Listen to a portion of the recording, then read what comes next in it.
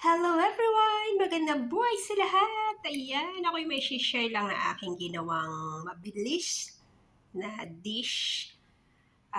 Gumawa ako ng fish and chips. Ayan. Kung makikita niyo po yan, may mga chips po dyan na rainbow color. Yan po yung aking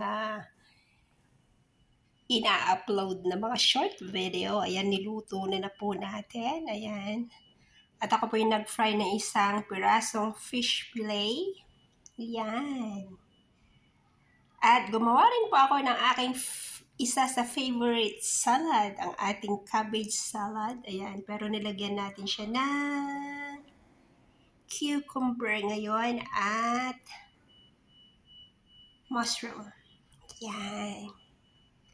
Mabilis lang po siyang lutuin kasi yung fish fillet po is imamarinate lang po natin siya ng salt, black pepper, and flour.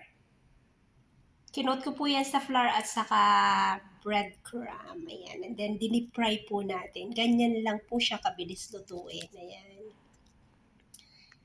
At lalagyan po natin siya ng lemon. Ayan. Para masarap. Ayan. Lemon. Lutuin nyo lang po ang inyong mga gustong pagkain na kainin. Ayan.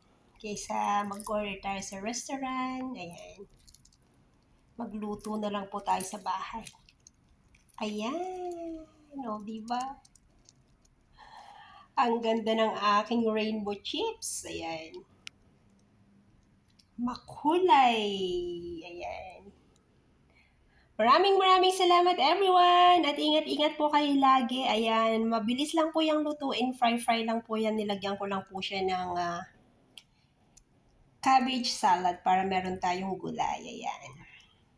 Maraming salamat everyone! At salamat sa mga support nyo lagi sa aking mga simpleng ginagawang mga recipe. Ayan. Ingat-ingat po kayo lagi and God bless everyone. Lagi nyo lang po gawin ang mga bagay na nakakapagpasaya po sa inyo araw-araw. Ayan.